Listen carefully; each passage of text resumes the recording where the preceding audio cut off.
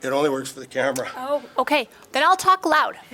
Okay. If you can't hear me at any point, I tend to have a quiet voice. Just raise a hand, wave, dance, whatever you like. Get my attention. My name's Kate Johnson, or Dr. Kate Johnson. I work at the Cancer Centre here in Saskatoon. I trained in a broad, beautiful Winnipeg, and then went to Vienna, which is Austria, which they specialize in brachytherapy, which some of you may be familiar with. So I have a few different perspectives, but very happy to come back here, which is home for me. I will go over just a few things today with PowerPoint presentations, but certainly looking forward to any questions that we can open the floor up to as well. So just a quick overview, as most people here are probably somewhat familiar with the prostate. We'll just talk about, sometimes it's good to go over the basics. Why do we have a prostate? Who has a prostate? And what's it even for? The location is right below the bladder. It's a walnut-shaped structure, and a regular-sized prostate is probably about the size of a walnut. A lot of prostates get bigger as people age, as gentlemen age, and it becomes more the size of maybe a mandarin orange. So sizes do vary in a regular gentleman, and usually with age to some degree as well. So the prostate gland is very close to some crucial nerves and blood supply. And these are mainly involved in erectile function. And that can be pertinent when speaking with care providers about different options of treatment, because they may have different effects on varying gentlemen, especially with erectile function, which can be sometimes a difficult topic, but a really important one for many people. So something to just be aware of, the proximity can influence these types of functions. And what is the purpose of the prostate gland? We know that it can cause a myriad of problems, especially as people tend to get older. So why do we have it? Why do gentlemen have it? P.S. Only men do have prostates. It secretes the major ingredients to liquefy the semen, so it's involved in semen production. So as we age, we talked a little bit about this, but the prostate, the cells, they can change. They don't always, but they tend to grow bigger, and normally causing the prostate to just grow in size. This is a condition referred to as BPH, which many of you maybe have heard of. It stands for benign, which means non-cancerous, prostatic hyperplasia. And that can be a reason for having a big prostate that's not related to cancer, but it can certainly happen. You can have BPH and cancer as well. So there can be multiple reasons for having a big prostate. This alone can lead to incontinence, poor urinary stream, and inability to empty the bladder completely.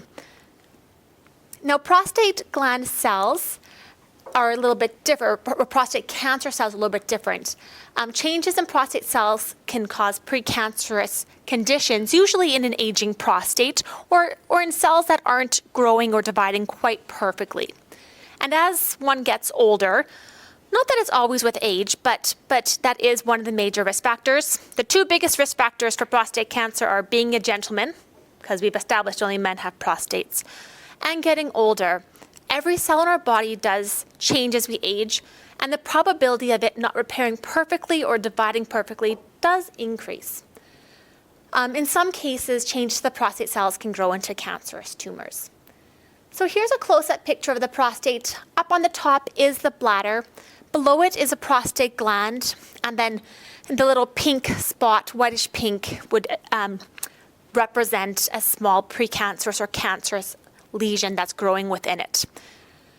Now, prostate cancer is marked by uncontrolled, so cells of the prostate that start to grow uncontrolled. So they're no longer being regulated and modified by our body's check system, our recycling system. They're starting to behave outside of the body's regulatory system, and that's what cancer cells do. They start to behave on their own accord. And so this is what can show a prostate tumor when these cells are growing out of control. So a little more about the prostate. Prostate cancer is the most common cancer in Canadian men. Men who are older men, many older men have this disease without ever knowing it. The stats are quite interesting, but what we aim to find is clinically significant cancer that may affect a man's life. Clinically insignificant cancer that may never affect a person's quality or quantity of life, the general treatment is to monitor those to make sure that they don't become problematic. So it comes in a large variety. Older men with prostate cancer who don't even know they have it will often pass away from other unrelated causes, especially when we're talking about 80s or 90s, or even the 100 decades of life. So the PSA test, this is a test that we talk about a lot. And so what is the PSA? It's a prostate-specific antigen. And it measures the amount of this antigen in your blood. The only body part that should make, or that does make PSA is the prostate. It's very specific to the prostate to make this. So if you're detecting it in your blood, it's because the prostate's making it. Now, all prostates make PSA. It's a normal part of what they're producing. But if the levels are higher than we'd expect, there may be something else contributing to the PSA production. The other thing that can produce PSA besides the prostate is prostate cancer. So in gentlemen who've had the prostate completely removed, there should really be no PSA left or no PSA being produced because there's no prostate to produce it. So that may represent a prostate cancer cell starting to produce it, either where the prostate used to be or elsewhere in the body.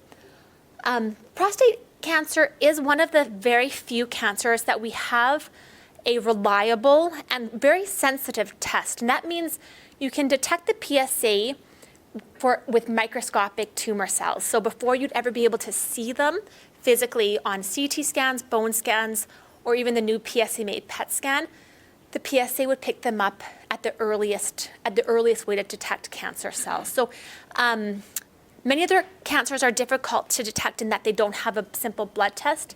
They would have more invasive tests, for example, like a colonoscopy to detect colon cancer, or mammograms, which aren't overly invasive, but those can be other ways of screening that could detect cancers. But for prostate cancer, PSAs are very sensitive and specific. Now, just a note, not 100% of prostate cancers produce PSA. About 99% do, but there is a select cancers that essentially outgrow the PSA production and can grow independently of that. So there's a few prostate cancers that, although are still prostate cancers, may not produce PSA in a reliable fashion. So we have to always be aware of that too. That's a very rare number of cases, however. So PSA is produced by both cancerous and non-cancerous tissue, so just big prostates also can make more PSA, and it doesn't always mean cancer. So radiation therapy, current landscape and updates. Radiation therapy is used in a number of prostate cancer cases. It can be used in a gentleman who has a recent diagnosis, a new diagnosis of prostate cancer, and it may be found to be localized to the prostate. It can also be used in cases where prostate cancer may have been found, but not just in the prostate and elsewhere in the body. So it can be used in all settings. In the localized setting, however, the treatments are usually aimed at ablating all the cancer cells, so with a curative intent, at being strong enough to treat all the cancer and the goal to get rid of it completely. Once the cancer has spread throughout the body, and I use the analogy, there's a big dandelion, one of those ones, but not the yellow ones, but the nice fluffy ones in the prostate, and those are the cancer cells. And then something came through and disturbed it so that all of those little dandelion seeds, if you blow on it and it goes through a field, it can start spreading throughout the body. So it's no longer contained. So even if you treated the prostate in those cases, there's still little seeds that you may be missing elsewhere. Oftentimes that can be seen on imaging scans, and radiotherapy can be used in those cases as well, in a number of different forms and fashions. So we can go into this into a bit more detail as well. So it can be quite confusing. Localized, metastatic, these are all quite technical terms. And what do they all mean? So let's try to make some sense of it. And certainly, I think questions can be very valuable, so we'll make sure we leave lots of time for that. So treatment in a nutshell, this is kind of general treatments for all types of cancers. So for those very early low-grade cancers, they're usually what we call a Gleason 6, which equates to a grade group 4. And how many people here are familiar with the Gleason score? almost everybody. How many people think you truly understand what the Gleason score means? It's notoriously confusing for medical professionals alike, because you have two numbers, you add them together, and then you get another number that who knows what it means, what is it out of, where does it start? So it's actually quite a bad scoring system, to be honest. But I'll shed, or try to shed a little bit of light on it. Hopefully it's not clearer than mud after this. I'll follow this up with a better, newer staging system or classification system that just makes a bit more sense. So this Gleason system, it was developed by some pathologists who I think they were trying to be smart about it, but created confusion, again, amongst many. So they looked at a prostate cancer sample. So they found it, they sampled it from the prostate, and likely too many of you are familiar with the uncomfortableness of a prostate biopsy. But they usually sample 12 or so little spots into the prostate without much sedation or pain control. The whole process, the goal is to get a really good representation of the entire gland, that walnut, to see what's happening. Now, if prostate cancer is established, they can see that under a microscope. So they take the sample, look at it through a microscope, and what you see is generally nice round cells. They're all in a row, behaving orderly, and they're not growing out of control, they're not congested, they're not clumped together. That would be a nice normal prostate cell. If those cells are starting to grow more, so clumped together, they're looking a bit oblong shape and they're not in nice rows, that can be an aging cell. Now, the more distorted they look, so the more disorganized, more clumped together, it will range from 3 to 4 to 5. So just to put those numbers into context, a normal prostate is a 1. Nobody ever hears about a Gleason score of a 1 because it's not cancer. The 2 is an aging cell. Nobody hears about a 2 because, again, it's not cancer. So 3 is the earliest detectable cancer. So this scoring system, to begin with, starts at 3. And then it goes to 4, that's more aggressive, and 5 would be the most aggressive. So from 1 to 5, that's the first number. 1 and 2, not cancer. So it's only 3, 4, and 5 that we even talk about. So then where does the second number come from? Exact same process. We just look for that pattern. That would be the dominant pattern, so the most, what we're seeing. And then patterns are all different throughout the prostate. So the second most common pattern, they'll give a number to 3, 4, 5. If it's a 1 or 2, they don't even tell you because they just say normal prostate tissue. So they take the first number, let's say it's a 3, that's earliest prostate cancer, then they add it to that second most common pattern, let's say it's a 4. So now the number that you get is a 3 plus 4 equals 7. Okay, makes enough sense. Still muddy, but enough sense. So then what does that 7 mean? The confusing part is somebody might tell you, well, it's 7 out of 10. Okay, so that's like 70% of the aggressiveness, more or less, 7 out of 10. But not really, because 1 to 5 on that scale, if you add the 1s and the 2s together, wouldn't even be cancer. So the scale starts at 6. 6 would be the earliest cancer you detect. So 6, 7, 8, or 9. So it's kind of a false scale. If you're told you have a 6, that sounds, 6 out of 10, that sounds okay. You're over halfway of aggressiveness, but the 1 to 5 aren't even cancer. So that's why it's a bad scale. Anybody want me to clarify that confusing scoring system? So we'll take that out of our minds momentarily, because it's at best confusing, and we'll use a better system. So disregard everything I just said, the 1s and the 5s and everything. And so if you look under the microscope and simply put, see the least aggressive form of cancer, let's give it a score simply of 1. You see the most aggressive cancer, let's give it a score of 5. That's a newer system that's adopted. It's simply 1, 2, 3, 4, or 5, no adding, no 3 numbers, and that's much simpler. It does correlate to the Gleason score if you can add, make them equitable. So like a Gleason 6 would be a 1 out of 5.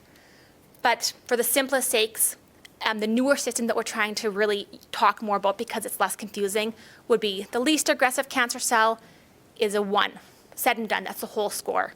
2 would be a little bit more aggressive, 3 a little bit more, 4 on the more aggressive side, and 5 the most aggressive. So that's, you may hear about this newer scoring system. It's called a grade group system, just a little bit more clarity. The confusing thing is most people still talk about both systems. And now you have 4 numbers to deal with, not just 2 that you're adding together. So if anybody has questions about that at the end, we can go over it more in depth. But If you feel like the Gleason score, you've heard it a million times and still can't wrap your head around it, trust me, you're not alone. People who study this for years are still wondering why it's being adopted as a classification system. So, active surveillance for those 1 out of 5s, the lazy cancer cells that may not actually do much in a man's life. However, still important to watch with PSAs to make sure that it's not going up or growing, because that may show us that those cancer cells are morphing into a 2 or the 3, which can happen. So other options would be radical prostatectomy. This is a surgery where urologists who have come to speak here with are the experts in. Radiation therapy, which is what I focus on, can include a number of different techniques. Low dose or seed brachytherapy is one technique. And this is a treatment that's done not in Saskatoon yet. The seed brachytherapy is usually done in Vancouver or Edmonton, people may have heard about. And it's implanting radioactive seeds within a prostate gland. Those radioactive seeds are radioactive, so there is radiation being emitted from you for about 6 months. That's a curative treatment on its own. It is a procedure where you're put to sleep, but it's not a surgery. That's not an invasive surgery with high risk of complication of bleeding or cutting through the abdomen. Although the prostate surgeries are getting much more technical, usually with robots assisting it and small little incisions. Other ways of giving radiation can be done by that same technique, but not putting seeds in, simply putting needles in while you're asleep, so not like the biopsy. The needles get hooked up to a radiation source, something that comes from the earth and that naturally decays, so it goes into those needles temporarily, emits enough radiation to take care of the cancer cells or to at least give them a big blast to knock them down, and then those sources, the radiation comes out, the needles are removed, and there's no radiation in you. So both are technically called brachytherapy, but very different and used for different reasons.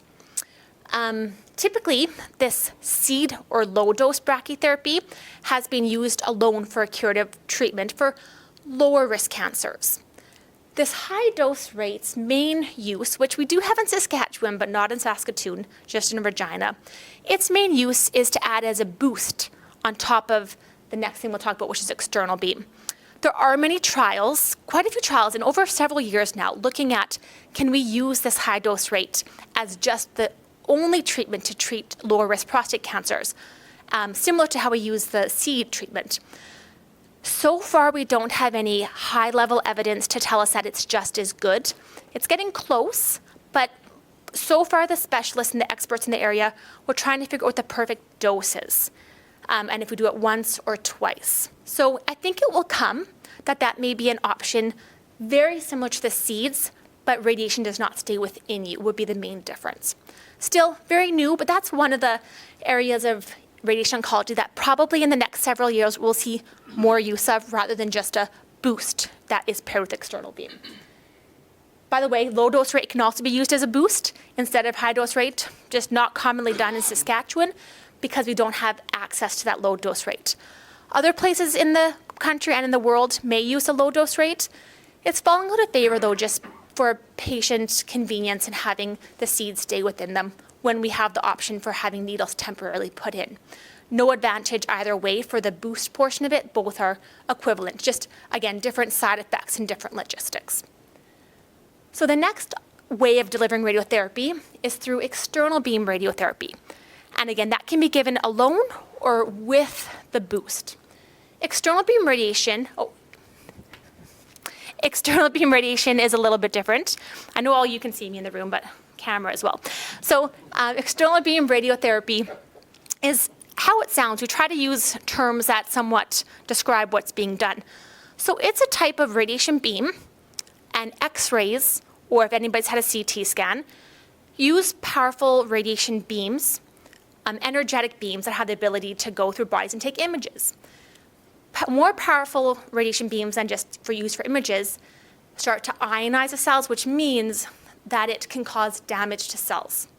We know things like Chernobyl, nuclear power plant spills, and major nuclear radiation problems have caused a number of health problems in people. So major, very powerful energy has the ability to cause destruction. But if you use it with caution, precision, medical expertise and in a controlled setting, it can be very effective for treating cancer cells. So we must use it with precaution, but these types of energies, they can break down the DNA, essentially. So all cells have DNA, that's what makes us what we are, but they're crucial for the cells living. So when radiation enters a cancer cell, the DNA breaks. The cancer cell cannot live through those breaks, so it dies off. Many people ask, if you're aiming radiation at my prostate and it comes from outside me like an X-ray, it's going to pass through some normal tissue, which is very true. Now, the body is very smart. If it sees radiation, similar to the sunshine, which is a form of actually ionizing radiation as well, but heat energy, the radiation we use is not heat energy. However, same type of idea. Very powerful energy can damage cells. So if you're out in the sun for much too long, you see this by your skin having some damaged cells, usually in the form of a nice suntan glow, which is, or at one time was desired by many. Nonetheless, we see the effects of the sun energy on us. Those same effects from a more powerful form of radiation energy passes through normal tissues. Good, healthy, normal tissues have the ability to repair themselves. Cancer cells cannot, so it selectively kills off cancer cells. It still does pass through normal tissues. Normal tissues can repair themselves, but not left completely unscathed. So technology has allowed us to be more precise and to deliver those beams within millimeters of precision. So they still pass through normal tissues, but by coming in a full circle of infinite beamlets, the beams can converge to a high dose to any area that we aim it to. So if we aim it to a walnut, within millimeters it can get a high dose to the walnut, and the dose can die off to 10% of the dose within a millimeter.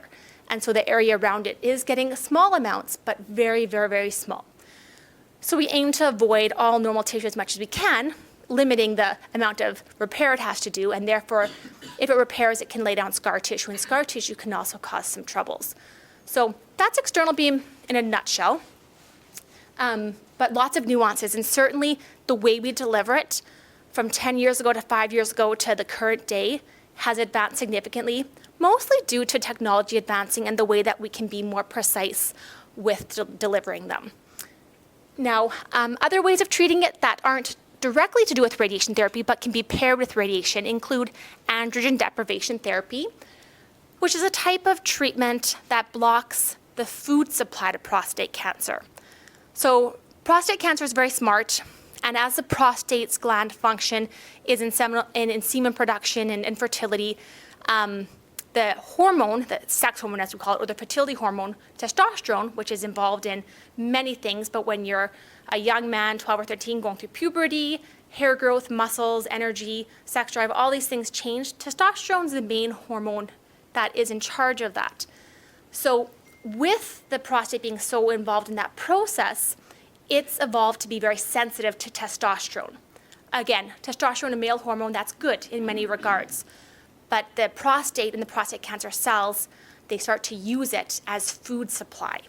So if we block that testosterone, that male hormone, the cancer cells' food is taken away, and those cancer cells really shrivel up and are put to sleep. They're not completely killed away or destructed, because it's a mechanism where they can shrink, even to disappear, and the PSA can go from a level of thousands to almost undetectable just by putting it to sleep, but it wouldn't last forever.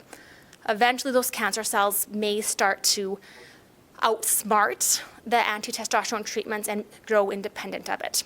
Now, if we're treating the prostate cancer completely, like blasting it, we give that anti-testosterone only temporarily while the cancer is being cured, and then we want the body to produce testosterone naturally later on in life, but when there's no cancer left to grow, then the testosterone is good and it can safely be back in the body.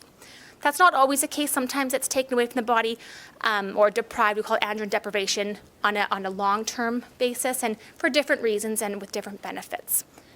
Now, that's what we call the backbone. So the first treatment for systemically treating or for starving the cancer, there's many new medications that can be added to that to make it even more effective, kind of a buddy to even better block the testosterone from other mechanisms in the body.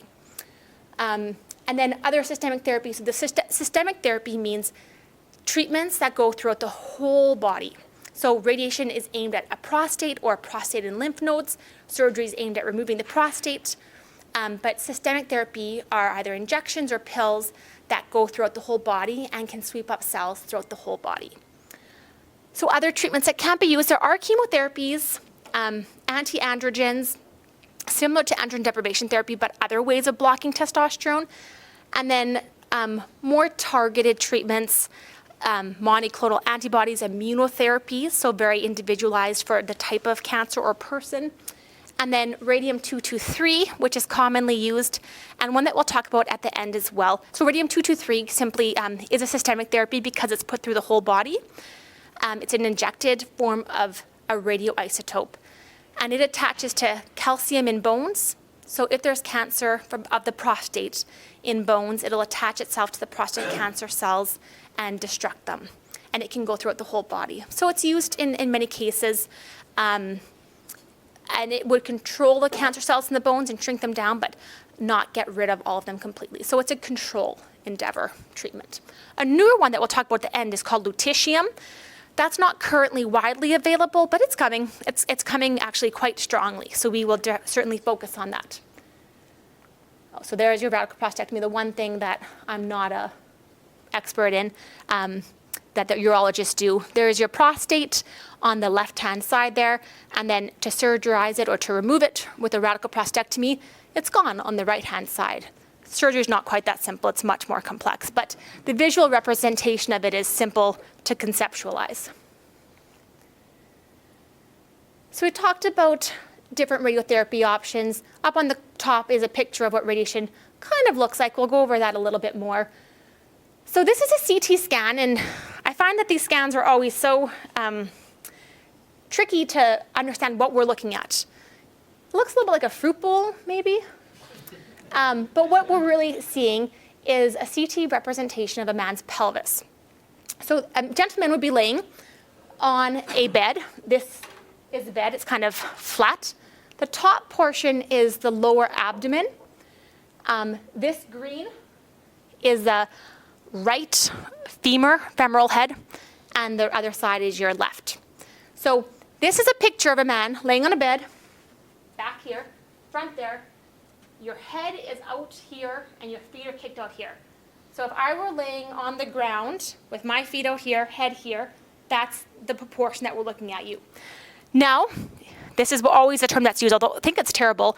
It's like we're looking at a slice of bread. So we take a slice of bread with each section of the body, and this slice would be right at the pelvis, where the prostate is, cross-sectionally. So that probably doesn't give you much more help than what we're looking at from to begin with. But the red part in the middle, that's where your prostate is, and that's how we can circle it with confidence of where it is. Behind it is your rectum, and in front of it is the bladder. So we can visualize within millimeters, even more than millimeters, more precision than millimeters, where the glands are that we want to treat. So we use these CT scans, and if anybody's had radiation, they call it a CT planning scan or a CT simulation. It also is accompanied by tattoos usually.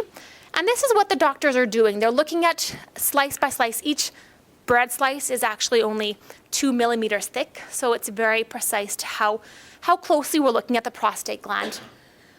Again, this is a similar view, the bread slice picture, but it's lower down. So if we go step by step, we see the progression of the prostate coming from the bottom upwards. Nearing the bladder, that's the bladder coming up, and then we go the entire way through. The red represents a high dose of radiation, and the blue represents 0 radiation. So that's how the dose falls off. Now, I will be honest, this is a treatment represented from probably about 5 years ago. Treatment accuracy and precision has improved actually significantly from this. So the red would be much, much more defined. The dose would fall off quicker just by how technology is improving. We can also use MRI in certain cases to add even more resolution to these pictures and be even more precise.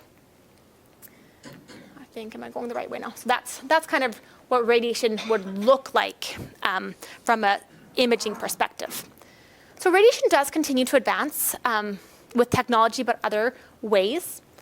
So we talked a lot about the different ways to treat cancer, and to split it into cancer type, low risk, and favorable intermediate, if they recommend to have treatment, are very similar treatments. Low risk, we often just watch with active surveillance.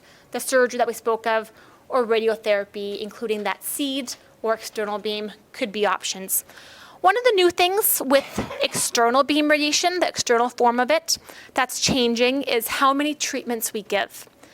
If a gentleman here got treated, I would say 5 or more years ago, they probably got 38 treatments.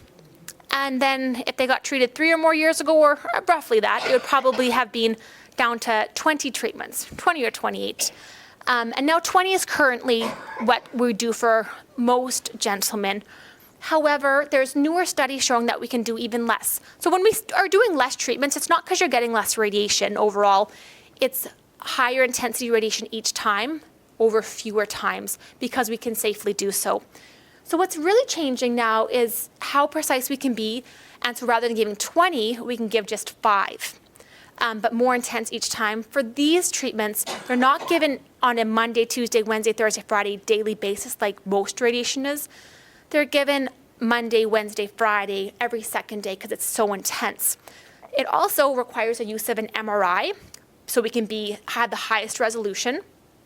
And it also requires much more intensive imaging while you're getting the treatment before and after so that we line things up with the highest precision, because when we're using more intense radiation all at once, we have to make sure our target is spot on.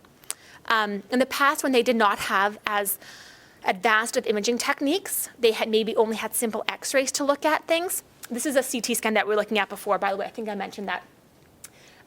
That's okay, MRI is much better. Simple x-ray, you'd only see the bones. You wouldn't see anything else. So if you're aiming to target the prostate, when you can't reliably see the prostate and you're only seeing x-rays, it's a lot harder to hit it with, make sure you're hitting your target with precision. Because of the difficulty in imaging, they would usually put in gold seeds into the prostate before brachy. Very different than the seed treatment. The gold seeds were not radioactive. They were simply so that they could see them on an x-ray and match up to ensure that you're targeting it right. So there were still good techniques even before we had advanced technology at ensuring that we're treating the prostate in the right place. But with advancements, we've been able to get that dose more intense with fewer treatments. So if you live from far away, rather than having to come in to the cancer center over 38 days, potentially coming in for only 5 treatments may be more achievable.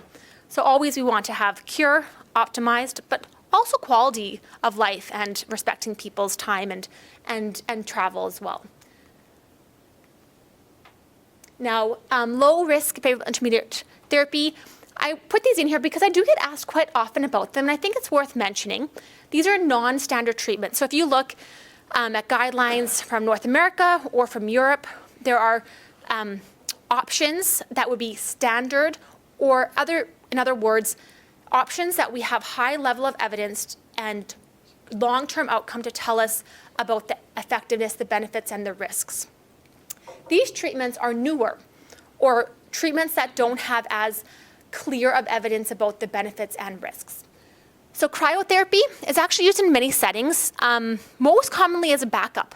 If, for example, you had radiation with external beam and the PSA comes up and we do either imaging or biopsies and the prostate cancer resisted that somehow, cryotherapy can be used after.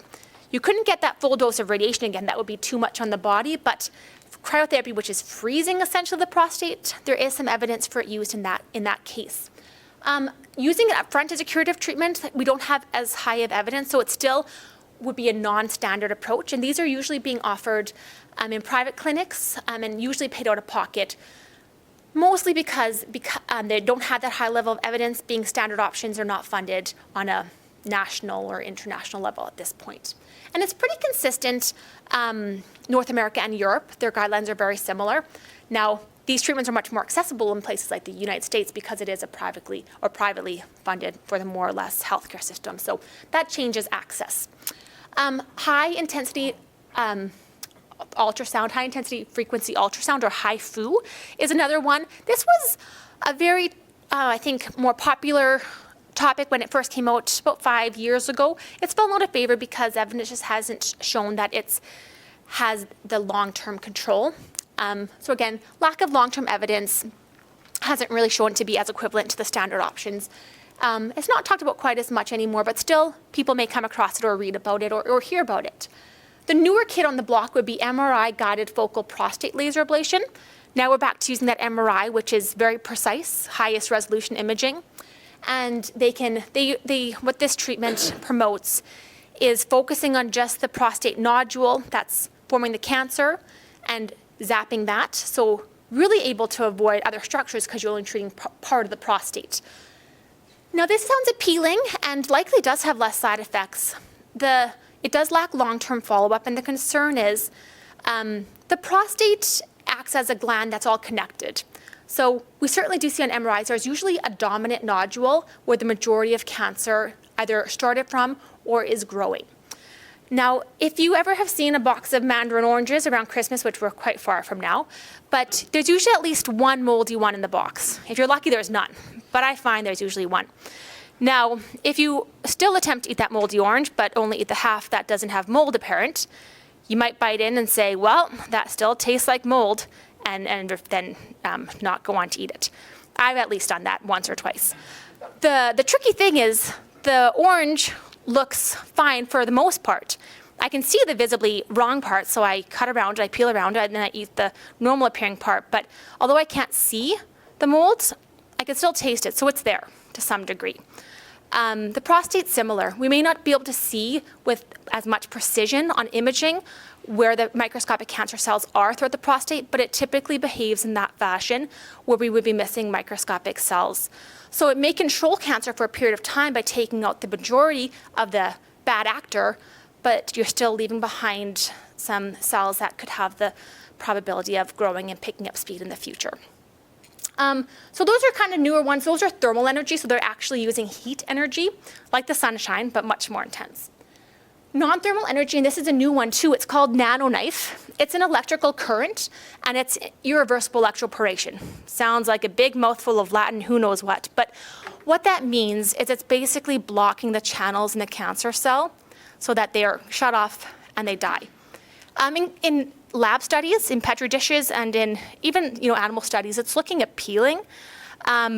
Whether it pans out in the long term to be as fruitful as that C-brachy or external beam, time will tell. It's still new, but it has been used in other cases like kidney cancer for longer, so it has established itself as likely at least a feasible and hopeful, optimistic new way of treating things. So until we have long-term safety and efficacy data for these approaches, the evidence is lacking, and people who choose these treatments, they agree to participate in registries. In this case, this is the Mayo Clinic, which is a quite well-known cancer center in the States. They are in the Mayo research study, so they can closely follow how their disease is being controlled. So although places in the States who offer this and speak of the benefits, they do want patients to clearly understand they are investigational at this time. And most people who offer it should give that disclaimer to some degree. And if they don't, I caution people to just ask those questions. Above all, we want people to do well, and with transparency and honesty. So treatment after prostate radiation, we touched on that briefly. If you do have these treatments and the cancer comes back, there are ways of treating it, such as cryotherapy.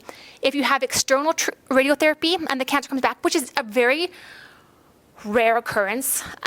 If the cancer decides to come back, it usually doesn't come back in the irradiated field. It usually snuck off beyond that radiation field and comes back elsewhere. Cancer's sneaky like that. But there's still possibilities, rare occasions where it comes back in areas that have been irradiated. So cryotherapy can be used.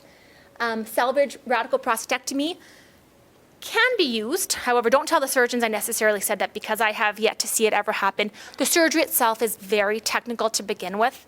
After the prostate's been radiated without that scar tissue we talked about, extraordinarily difficult. The complication risk goes up of doing a radical prostatectomy, and the success rate goes down. So it's done in very select cases. It has been done, but not a frequently done procedure. But I'll still list it because technically it's an option.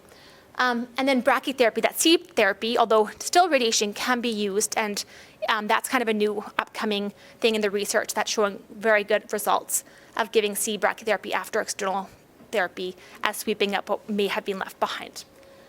Now, more than often what happens, however, is this is the radiated area, the high dose right to the prostate and the lower dose to the lymph nodes. They may have not had cancer cells in them, but risk of microscopic, so having dose there to prevent it from coming up. But if it's a really stubborn cancer, what often happens is it slips off and decides to grow, usually having a micromet, those dandelion micromets already swimming elsewhere, and then decides to grow elsewhere in the body, usually in bones, because prostate cancer has an affinity for bones. So it usually pops up outside of that irradiated area. And then those systemic therapies or radiotherapy to select sites would be the main treatments. Now, the flip side of this is if you've had surgery to remove your prostate cancer, and then the cancer comes back, which is actually a more common scenario, not because surgery is not as good as radiation, not at all. It's because surgery to remove a prostate, especially a large one, is a very technical procedure. And it's essentially a small dark hole about this size that they're operating in, trying to preserve all the nerves and all the bladder tissue, the rectal tissue all around it, but get all the prostate tissue. And they're millimeters of very, very delicate tissue. So that balance of getting all the cancer, all the prostate tissue, but not damaging surrounding tissue is challenging. And even when they get all that they can see, the prostate may be sticking to an area, and there might be just 3 cells left over that a surgeon could never visibly see. If this happens, the remaining cells, even with a very good surgical procedure and the most expert in the field, they can grow back. Or even just like you peel an orange and you get kind of a spray of the juice, a few cells may be left behind. And if this happens, and again, we talked about that PSA should be 0 after surgery because there's no prostate to make it, we see it represented by the PSA. And based on the risk factors, so if we see that the prostate was going beyond just, the prostate cancer was going beyond just the prostate itself. So again, if we use that prostate by looking like an orange, it has a peel to protect it, and prostates do, they have a peel to protect themselves. But if the prostate cancer breaches that peel and goes outside of it, like mold, on a moldy orange, then it's likely that there'll be mold spores on the other side of the orange, which is where your prostate used to be.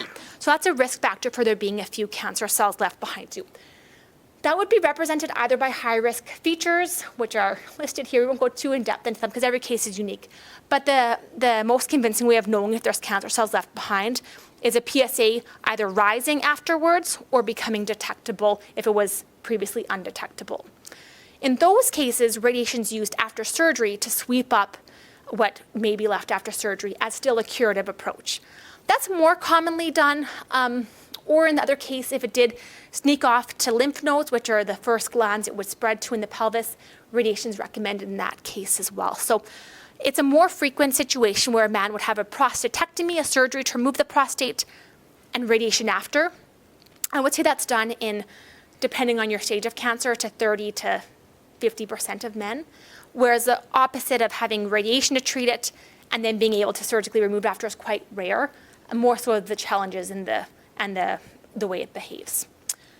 And if anybody has questions on that, please do feel free to ask. That can get pretty confusing too, and it's quite specific on each individual case, so lots of nuances. One thing about this, though, is in cases where we do deliver radiation after surgery, that's also evolving. With that same techniques that we have, where we can give fewer treatments, more intense, with more precision. Again, trying to make the quality of life and the treatment journey for men more effective, but also with less time from their regular lives taken out of it. So you may hear about this too if you've had a surgery and then need radiation after. Oftentimes you may be offered this starvation of testosterone, also this androgen deprivation therapy, and that's used along with what we call radiation after surgery in many cases. And that's changing too. That landscape is changing in that we're adding more medication to better block the testosterone in that setting. So very customized. One thing about medicine is it's really going to individualized precision medicine. So rather than one size fits all, which we know doesn't work for anybody, from hats to underwear to anything, so neither does medicine. We really have to look at the individual, their diagnosis, their overall wishes, their health, their disease factors, and make a customized plan. And we're able to do that with more certainty because of how the evidence is progressing. So again, medicine is not a one-size-fits-all. We're also looking at genomic features, and that means looking at the DNA that the cancer has mutated to grow off of. So for these cells to grow out of control, they have to start changing how the body controls the cells to begin with, and throwing off the regulating systems here and there, turning this one off, turning this one on. And that's done by changing somehow how genes express themselves in the body. So it's different than inheriting the genes from your parents and having a risk for cancer from a family, inheriting them from family members. So you may have heard about cancers that are inherited forms of it. BRCA is one, BRCA is one, which is commonly talked about in prostate and breast cancer. And there are forms of cancer that you may have, that may have been passed down from parents, that they carried those genes, and then each parent passes a gene on to an offspring. So there are families who actually have genes that express a general increase for cancer. And the genes that we're talking about, however, that we mostly look at in individual cases is how this specific cancer, what it turned on and off along its way of becoming a cancer. So not ones we inherited, but ones that the cancer itself turned on and off here and there, because cancers can do that. And the more that we know about which ones it decide to turn on and off and change the expression in the body, again, the more targeted we could be to then switching those switches back to the right place and treating the cancers, if that kind of makes sense. Got pretty scientific-y, but that's kind of the new way of treating cancer in individualized precision medicine with looking at the genes specifically, and which is quite scientific and in a deep dive. The other things we'll talk about, which I think is a very exciting topic, and certainly the landscape of this is evolving quickly, is the PSMA PET scan. So CTs we looked at before, bone scans can be done, which is a scan looking at just bones to make sure that prostate cancer isn't in the bones, because we talked about how much it likes to go there. But a PSMA PET scan is a type of imaging scan that is the most specific and the most sensitive for looking if prostate cancer is in the prostate and lymph nodes, or beyond the body. Now, the reason why this is so specific is because a special radioactive dye is injected into the body, and this radioactive dye attaches to molecules that only the prostate cancer expresses. So we talked about the PSA, prostate-specific antigen. The PSMA is a prostate-specific molecule, membrane antigen. So the PSA and the PSMA attach to each other. And so this radioactive dye goes to the prostate cancer cells through this radioactive through this process that you get injected, and then they take a picture, and you can actually see where that PSMA radioactive molecule went, because it lights up. If you see in this one, that's a prostate, kind of similar to the pictures we were looking at before. And the area that's lighting up is because it took up that prostate. It has that membrane antigen. It has a PSA, so it's showing on the imaging study. So rather than just looking at different shapes, which CT shows, this one actually lights up like a light bulb and shows us quite clearly where the cancer is. It can also detect things with a lot more certainty by size criteria than a CT scan would. A CT scan might show a big lymph node, whereas this could light up in a normal-sized lymph node, so telling us with more certainty things that a CT scan may miss.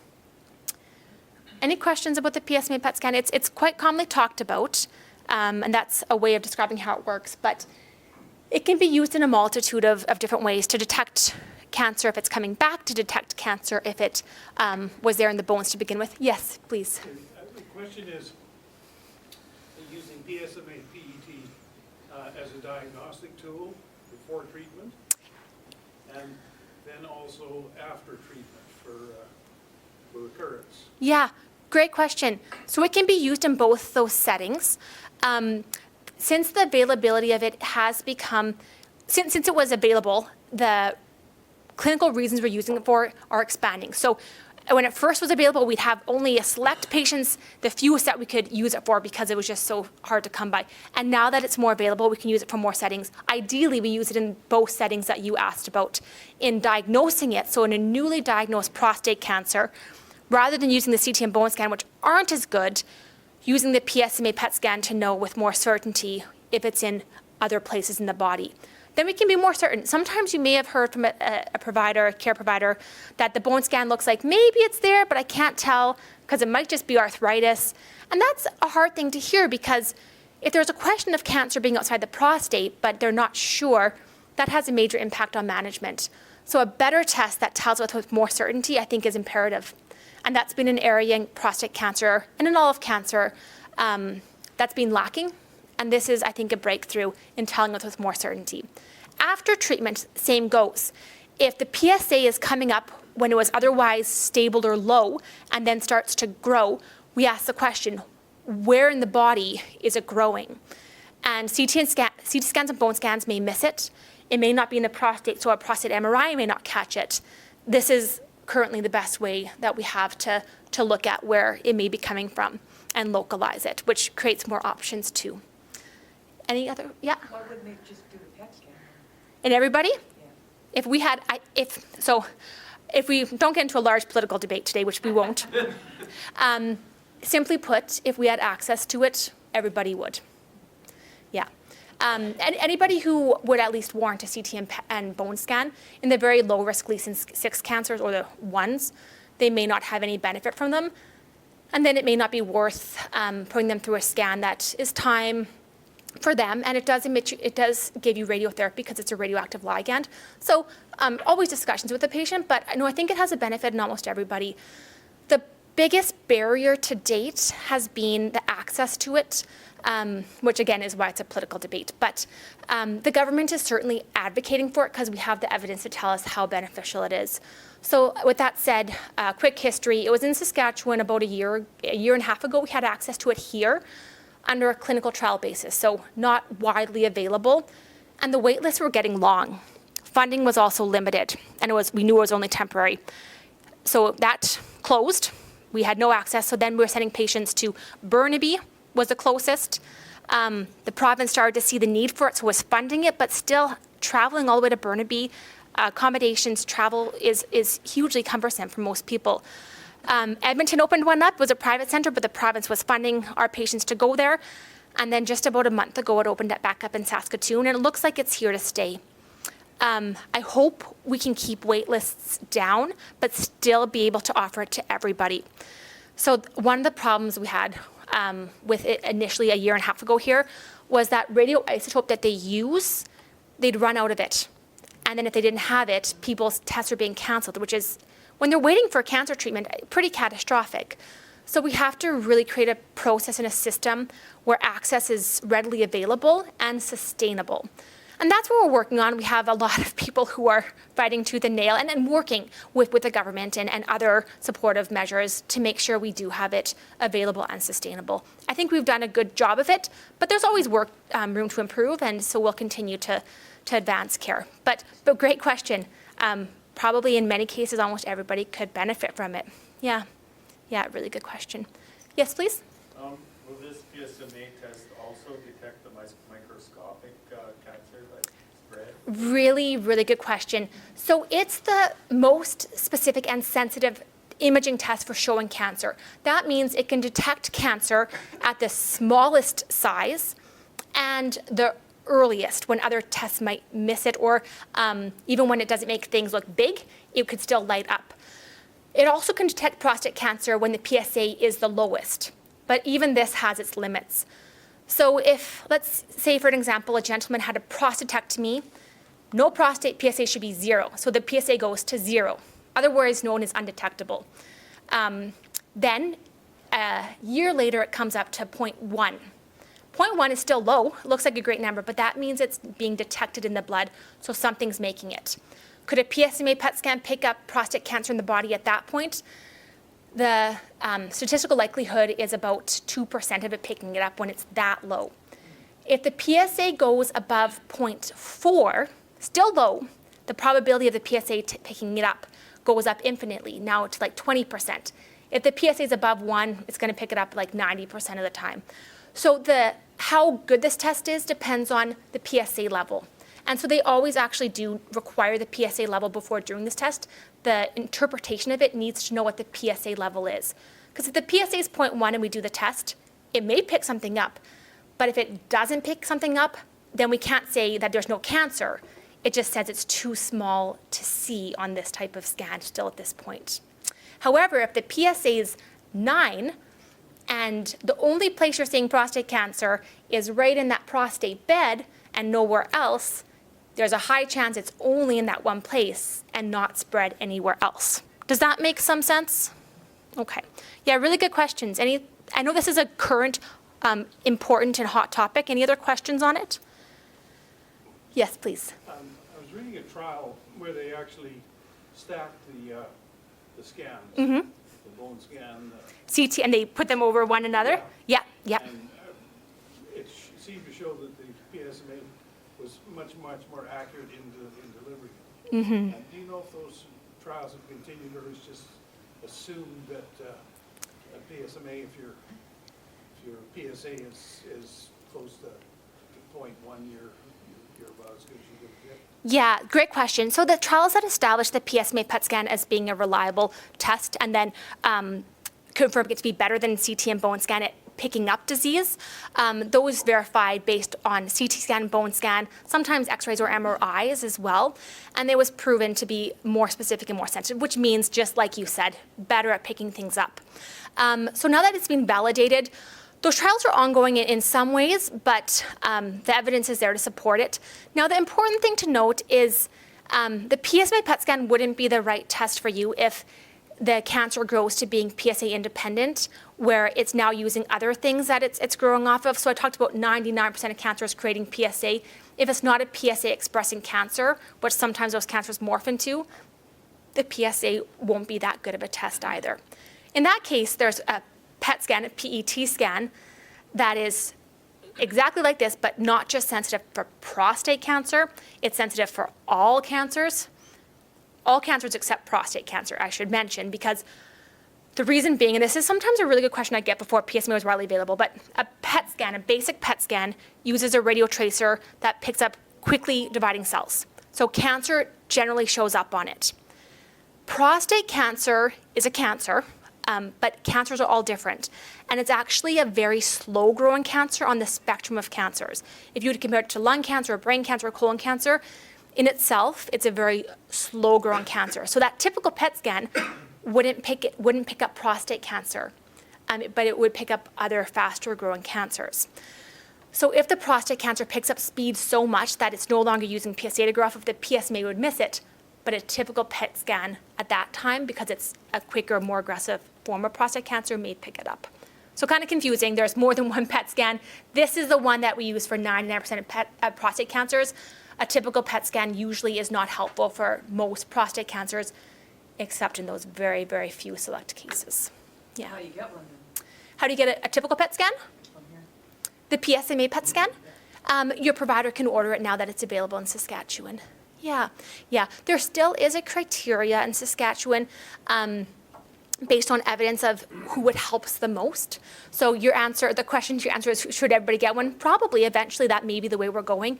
Currently, there still are criteria of who benefits the most and who it would potentially change care in that are being prioritized. And eventually, it'll keep expanding. It's already expanded who it's available to, and it will keep expanding. Yeah. Good questions. All right, so the last portion that has everything to do with what we just talked about, but also nothing to do with it, is lutetium. Also a very hot topic currently that's really exciting. So why it has so much to do with the PSMA PET scan is because you need a PSMA PET scan to get lutetium.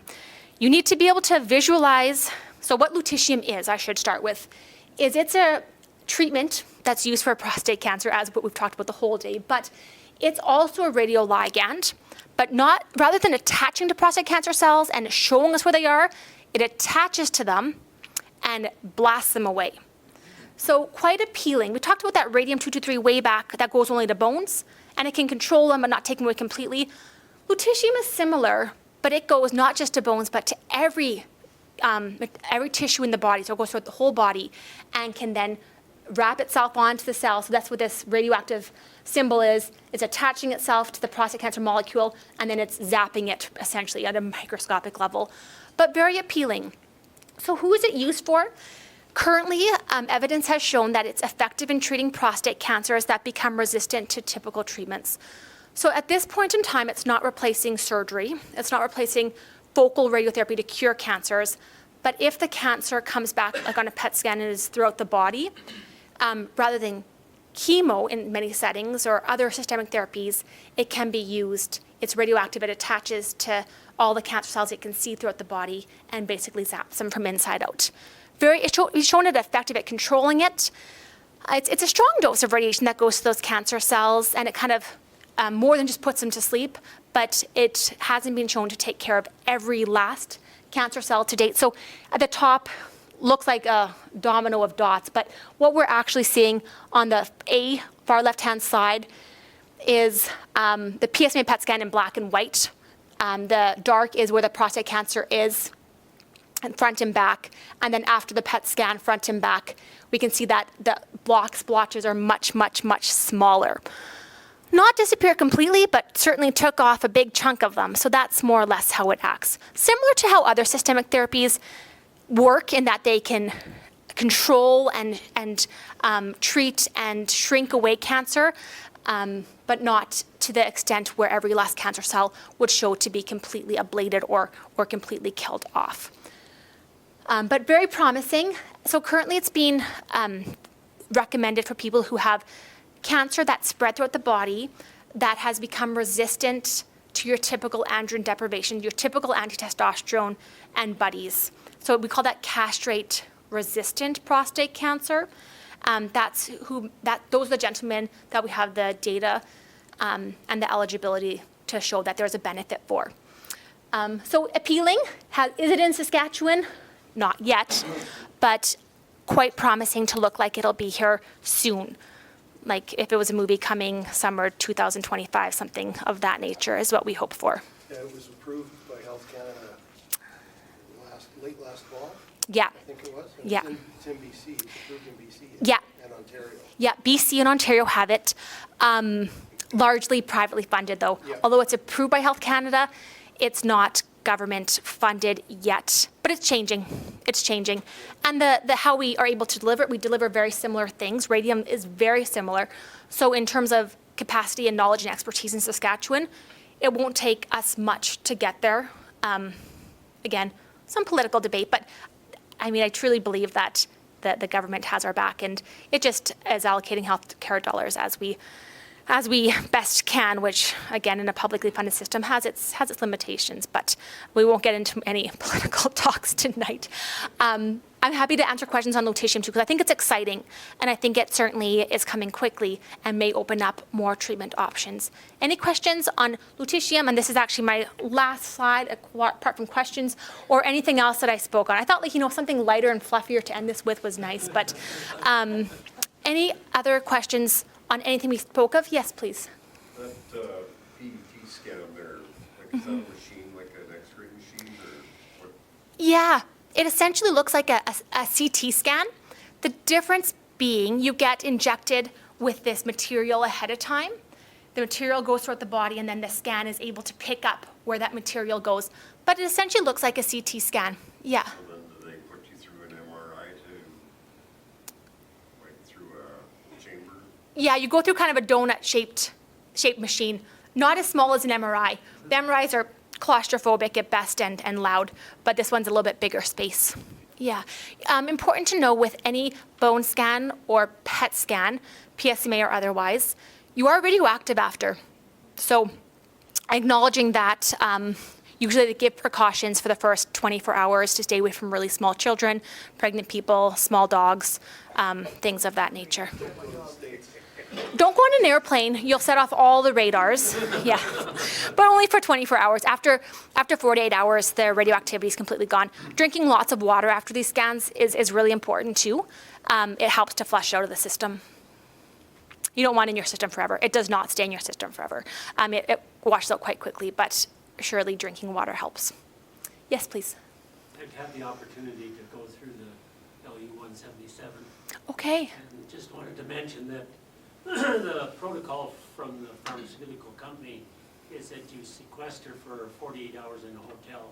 Yeah. The radiation is quite a bit higher than with the PET scan. Yeah, significantly higher, Yeah. which is good to know that the pharmaceutical companies are aware of that. No, they're pushing it. Good, good. Just for public safety, I mean, you don't know if you go on a subway and somebody next to you, like there's so many unknowns. So for public safety, it's good. And maybe you can watch some really good Netflix in the hotel or do some great yoga or something in the meantime. But yeah, we do a similar but very different treatment for thyroid cancer. So other types of cancers, it's iodine ablation. It's a pill that then can kill off thyroid cancer cells, and they are sequestered in hospital for 48 to 72 hours, depending on the dose, similar. Yeah, the radioprotection it should be taken seriously. These are, again, when we know these have such powerful ways of killing cancer, we want to make sure that we're not doing any harm in the meantime. But yeah, no, thanks for sharing that. That's good to know. Thank you. And you had a good experience with it? Good. I like to hear that. 150%. We should all strive for 150%. After 7.5 years of kicking the can down the road. So. I love stories like that. I'm really happy to hear that. Any other questions, comments? Yes, please. You mentioned the difficulty in certain times in getting the correct isotopes and so on and so forth, and the problems we have manufacturing them. Et cetera, Yes, et cetera. yes. In brachytherapy, I had brachytherapy 12 years ago in BC. Okay. And of course, the seeds were produced at a lab in the University of Pittsburgh, I believe. Yeah. I remember sitting with the doctor from there and so on, and he designed, and I don't think people are aware of that, but the seeds are actually designed for your situation. They're I'm mailed that's in just greatly for you. improved since then. Is Yeah. there a source of the brachytherapy seeds in Canada? There are. Oh, Uh, you know, when we do it in Canada so often, I've worked in Winnipeg, Calgary, and Vancouver. I think all sites actually are manufactured in the States. I don't think we do have a primary source of the iodine 125 brachytherapy seeds in Canada to date. It's quite a robust process, and as you mentioned, I'm glad that they informed you so well on it. It's a customized plan made for everybody, and so it's mapped out and ordered directly for you. So if people don't show up, it's a little bit of extra radiation that just goes unused. But Very interesting procedure to watch. And then, are we still dealing with difficulties in getting, obviously there could be difficulties in getting those seeds. What about the other isotopes that Yeah. are required? So to date, iodine 125 has become more readily available. So we haven't had shortages in quite some time. The PSMA PET scan, radioligand, we were able actually, I think, to produce here in our own synchrotron, the Canadian light source, as we are with a lot of our PET scans. So we have that in our province, which is helpful. Even though we have it right in the province, doesn't always mean it's as readily available for other reasons. But no, I think that was one of the big factors in reintroducing the PSMA PET scan in Saskatchewan, is having enough access to sufficient radioligands. Yeah. Are those almost, except for the ones that are being made here now at the synchrotron, are those all being made in Chalk River still? I think the majority of them. Yeah, Which is yeah. a risk in and of itself, of course. I mean, if you visit Chalk River, don't drink the water, maybe it might be a bit radioactive. But yeah, good questions. Yes, please. Can brachy be performed twice?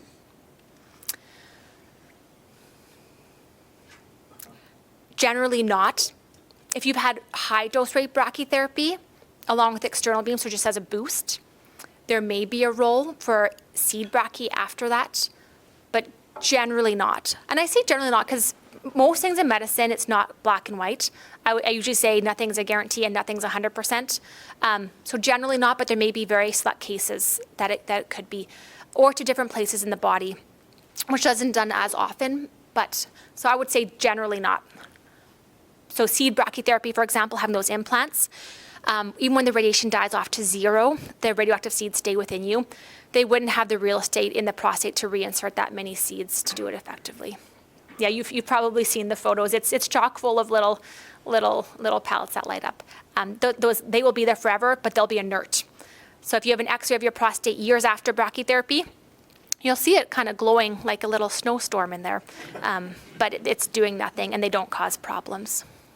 Kind of like a hip prosthesis, just not as useful. A gentle blizzard, a non-cancerous gentle blizzard. Any other questions about anything that I brought up or about radiation in general? Yes, please. Kind of a follow-up to what the gentleman said, is brachytherapy, would it be an option for recurrence if you've only had external? Yeah. A big conference a year and a half ago now established that is showing to be quite effective. So that's one of the plan Bs or backups. Yeah. So the PET scan, Yeah. PET scan and brachy. Yeah, factor would be a great if the combination. PSMA PET scan shows it's only in the prostate, then what we do next is biopsy it to confirm there's active cells, not just, because PSMA PET scans, although very good, they can light up in highly inflamed or irritated spots, not as commonly, but in radiated tissue that's been radiated within a couple months, it could still have residual flare-up from irritation and inflammation. So we'd always do confirm it with a biopsy to know for certain what we're treating. And if it confirms that there are viable prostate cancer cells left, then yeah, those would be the criteria for being a candidate for brachytherapy. Yeah, good question. Juanita Crook out of Kelowna headed those publications and that research. She's quite well known in the prostate cancer brachytherapy world, and she's a local Canadian, but has done a lot of the research going into those types of questions. Yeah, good question. Anything else or about dogs? I mean, that looks fun too. Not that I'm an expert in the field, but. One last question. When I was sort of deeply involved with the research out there, looking up stuff, the Saskatchewan best practices for prostate cancer was dated 2008. On the Cancer Agency website? Yes. Okay, sounds about right. It sounds outdated too. Well, most of the stuff you're talking about was not in existence there. Yeah. Again, I have my qualms with the systems, politics and everything aside. No, all in all, I think we have great systems. The guidelines aren't updated, and they're not physician-ran. It's one thing that needs to change. We are aware of it, but if you wish to bring it up, patients' voices are louder than mine, interestingly enough.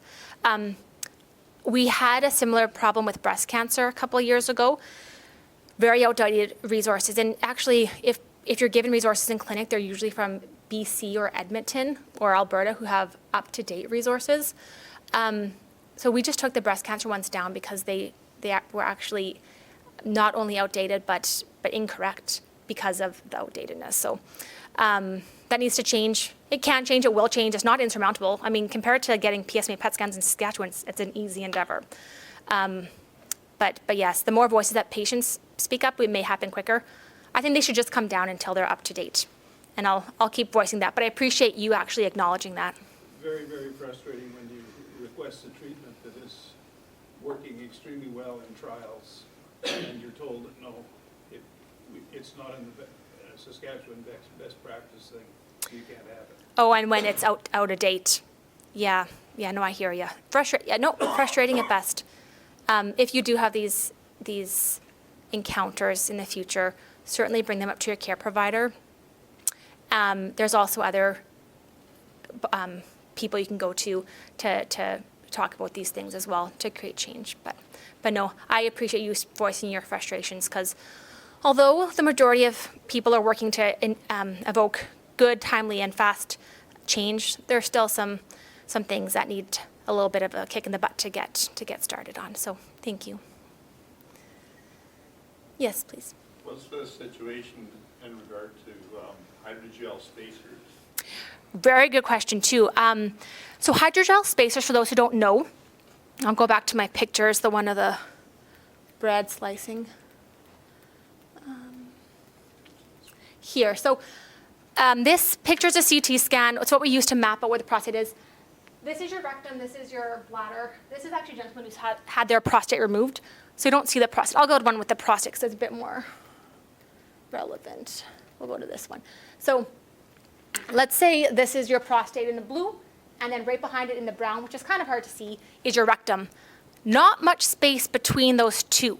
Depending on who you are, depending on your anatomy, by no control of your own, there can be very little space between your prostate and your rectum, like a millimeter, or several centimeters.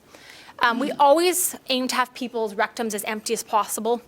Many of you may have been told to take a lot of Laxaday or Restoralax or Senecot prior to scans to try to get your rectum smaller. The reason is because we want to have that rectum out of the radiation field as much as possible. Even with those strategies, it can move from day to day.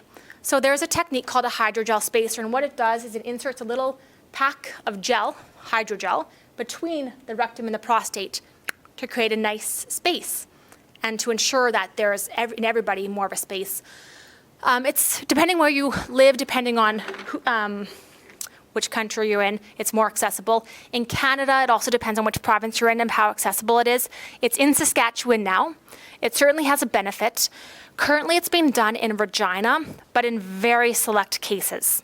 Again, when anything's new and offered in initial cases, so the reasons it would be offered currently is if you had inflammatory bowel disease like Crohn's or colitis, where you really need to spare that rectum, if on your dosimetry we're not able to meet constraints, if you have a very large prostate, very select cases that they're doing it for, and down in Regina, so requiring travel. We do have a physician, actually many physicians who are able to do it here. Again, it's just logistics. I think it will come in Saskatoon as well, and we're actually pushing for it quite hard. Part of the logistics are where do you do it, the operating room space. We don't technically have an operating room in a cancer center. Again, logistics, nothing that's insurmountable. Does it have a benefit? Yes. And I think it will be expanding in who it's offered to. So status is improving, not perfect yet, but we're working on it. Yeah, really good question. I understand there was a trial in PEI. Well, I didn't get to read that, but are you aware how that turned out? In terms of it showed effectiveness or not?